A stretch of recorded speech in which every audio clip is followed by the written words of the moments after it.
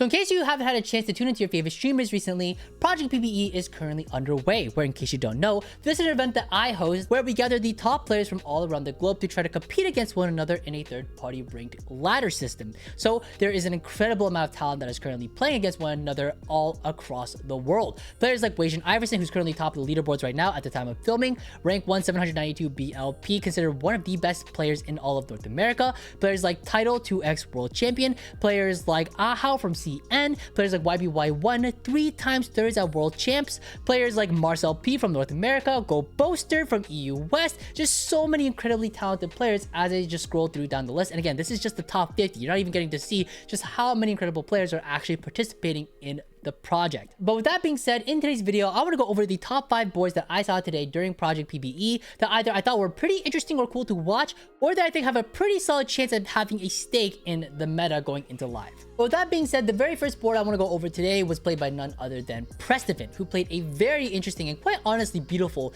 freljord Zon board. And the board itself, it has such an interesting and beautiful cap, playing around Lucian and Warwick primarily, but you do want to play around the Misfortune in the back if you don't happen to get all the way up to Lucian and Senna too quickly. You also get a cap out very simply with a Fiddlesticks at the very end, and the level 8 version of the board is honestly quite simple and very cookie cutter. And again, I do think that this is going to be a board that we're going to see quite commonly, especially with the recent changes to how you can unlock Warwick. And when it comes to unlocking Warwick, all you need is a 2-star Vi and a 1-star Jinx, so it's very easy to unlock, especially when you are playing around a 2-star Vi. Itemization wise, Prestivan was pretty lenient on whatever he could find in order to just tempo and get straight to 9, but he had things like your Gunblade, your Strikers, and your Last Whisper, but items like Ginsu's, QSS, BT, Starex, these are all very solid as well. I think this board, generally speaking, is a fairly consistent top 4, because if you think that you cannot go 9, you just roll on 8 pretty deeply on 5-1 just to make sure you get your 2-star 4 cost, and then try to get to 9 to cap out with that Fiddlesticks.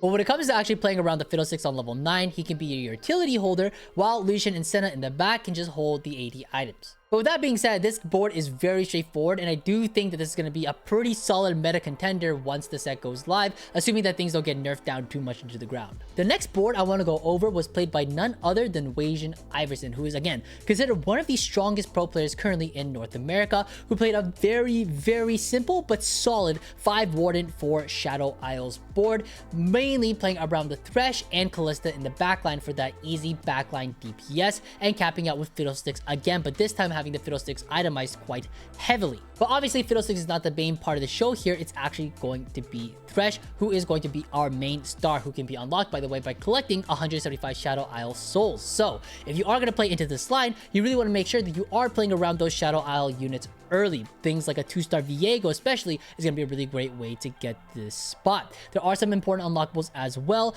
Gwen can be unlocked by collecting 20 Shadow Isle souls. Yor can be unlocked if you have a 2-star Viego with 2 items equipped. And if you can get that super early, it's really nice because this Yorick unit at the time of recording is very strong. One of the strongest 2-cost tanks at the moment. Callista also is an unlockable that's important as well, who can be unlocked by collecting 70 Shadow Isle souls. Now, in order to actually get to this point of the game though, this was Wajan Iverson's level 8 board. And this is a very classic Wajan Iverson 2-star 3-cost to get to 9 type of board. Now when it comes to set 16, you really want to try to be able to get to level 9. Getting to level 8 can be a little bit trickier because it costs a bit more from going from level 7 to level 8, but being able to stabilize on level 8 without having to go and dig too deeply to get to 9 is one of the things that, one, Wajan Iverson is incredibly great at, but number 2 is going to be a very important skill when it comes to playing TFT for set 16. Now again, Wajan is one of the best players when it comes to this, playing around a 2-star Gwen to get to 9, not overrolling trying to find those 2-star 4 costs like Braum 2 or Callista 2.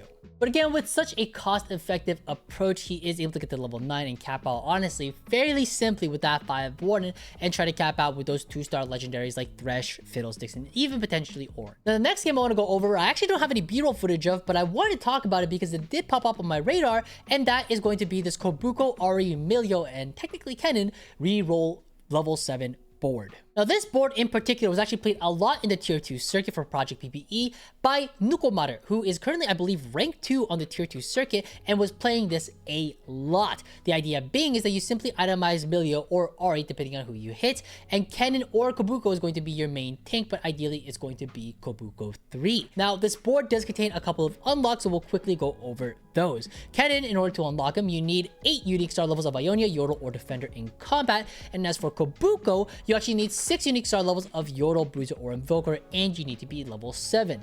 Not only that, but Skarner as well needs to be unlocked as well, and this can be done fairly easily as long as you have a Gargoyle Stoneplate. A non-tank with a Gargoyle Stoneplate has to be equipped, and you also have to be level 7 in order to unlock Skarner. This board is level 8 if you have all the units in, but fairly enough, or rather fairly simply enough, you can just drop the Taric on level 7 and have this instead. But putting Taric back on the board real quick, let's actually talk a little bit as well about how you actually get to this point, right? There are a couple of unlocks, but it's fairly easy. First off, like we spoke about already, as long as you have a Gargoyles, it's really easy to get that Skarner unlocked. That's not too much of a problem.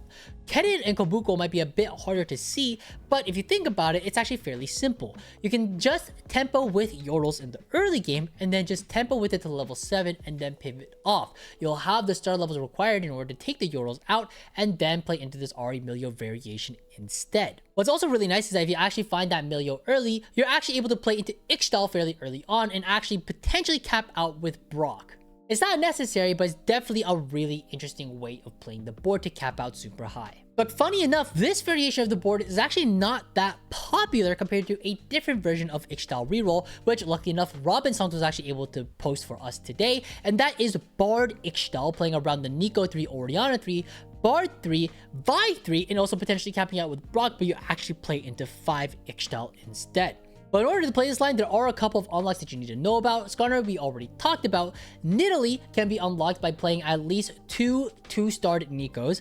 Orianna 3 can be unlocked by having at least 3 Piltover units in for 1 combat, so make sure you hold your Caitlyn's and your Lorises. And Bard can be unlocked by making sure that you roll at least 4 times before the stage 2 carousel, aka round 2-4. So most of the time, that means you are going to be rolling on 2-3 because you want to have a little bit of econ saved up before you start doing those rolls. But overall, a really cool board as well. And again, I think this version of the board is going to be a little bit more popular compared to the 3-cost reroll board we just talked about, but having that 3-cost reroll board in the back of your pocket might be very useful come the live set. The next board we're going to talk about today is a really interesting board played by none other than one of the best players from SEA, and that's going to be from Chaos. He played a really interesting 7 Demacia board, which 7 Demacia I don't think is too common, but I wanted to talk about this specifically because it was 7 Demacia with 3-star Vayne, but more specifically with Sentinels of Light. This is one of those duo combo prismatic augments where you wants you to play 2 specific units that are going to buff each other quite a bit. Now, if you don't know what the augment does, let me read it to you real quick.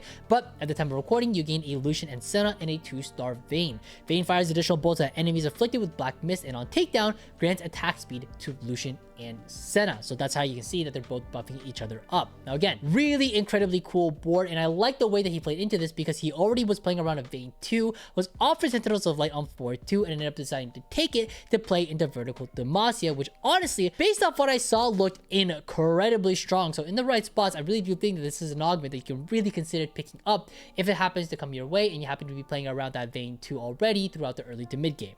Now, the itemization for Vayne is pretty straightforward as you can guess. It's just going to be that Gintu's Kraken, IE, or GS, generally speaking. And Lucian and Senna items are going to be your AD caster items, things like Shojin, IE, Strikers, etc.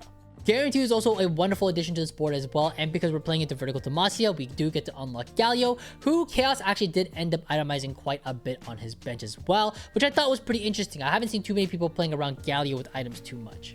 But I do want to mention this as well, is that despite how beautiful the board looks, I do want to say that this board, generally speaking, is actually fairly strong even on that level 7 variation, where you're playing around Poppy and Vayne as your main tank and carry. Now, this version of the board does require 1 unlock, and that's going to be Kennen, which again, we did talk about already, but in case you already forgot, you must unlock 8 unique star levels of Ionia, Yordle, or Demacia, or excuse me, Defender, in combat, which is fairly easy to do. Now again, this was the level 7 board, but this was on his 4-2 when he got the augment, so that's why you see Lucian and Senna, but that could be honestly any gunner in D1. And I just want to be clear that the items that you see on screen, these are the items that Chaos specifically had on his 4-2 turn. They aren't necessarily like BIS by any means. Poppy's just gonna happen to be holding all of your tank items. But going back to the actual board itself, this board caps incredibly high, because if you think about it, this is not even the end all be all when it comes to this comp. What you could actually do as well is actually sell the Garen 2, Jarvan 2, and Lux 2 to unlock Silas, and then keep going even further. And so instead of ending the game on 7 Demacia, we could actually end our game with Silas on our board plus some extra legendaries to slot in, making our board potentially even stronger than what we currently have on screen. Again, really cool board. I haven't seen too many people play around Vayne 3, so just overall, really good stuff, and I really enjoyed watching this game. Now, the last board I want to go over today is played by none other than the most accoladed TFT player in North America, and that is going to be the Goat Soap or Dish Soap, who played a 4 Shurima board. Now, obviously, I hear you. 4 Shurima, you can't play this every single... I know, you can't play it every single game. You gotta high roll a little bit to get there. I get it. But I want to talk about the process of getting here, which I thought was actually really awesome. And Dish Soap on his level 8 board actually played it from here. This was his actual 4-2 board, and I actually think that this is, again, one of those things that you really got to master if you want to be good at this set. And this is something that we talked about earlier with like Wajan Iverson, who's just a master at this kind of stuff, but identifying what is exactly stable enough to get to level 9, especially not overrolling on our level 8 to make sure that we get to level 9 comfortably with enough econ to still survive and make sure that we're able to cap out super high. These are the exact star levels that was on his board, by the way. A Nautilus 2, which is fairly tanky, Viego 2, Cho'Gath 2, but the rest of his board was 1 stars. But even then, Dish Soap saw the spot, recognized that, hey, this is probably going to be stable enough, and was actually able to get to level 9 relatively comfortably in order to cap out super high. But obviously, because we're playing around Shadow Isles, he does end up capping out super duper high with, I believe it was like a Thresh 2 and a Callista 2 and all of that other jazz. The star levels aren't actually depicted on this board especially, but he was still able to cap out super duper high, play around 4 Shurima, and obviously win out the entire lobby. But that's basically going to do it for this video. Again, these were the top 5 boards that I watched, or rather top 5 games that I watched today that I thought were just super duper interesting. If you want to find the VOD links, they're all linked down below. I hope you guys learned something. I hope this video was helpful. If you have any questions, feel free to leave them in the comments, and I will see you guys next time. Take care, guys. Happy climbing.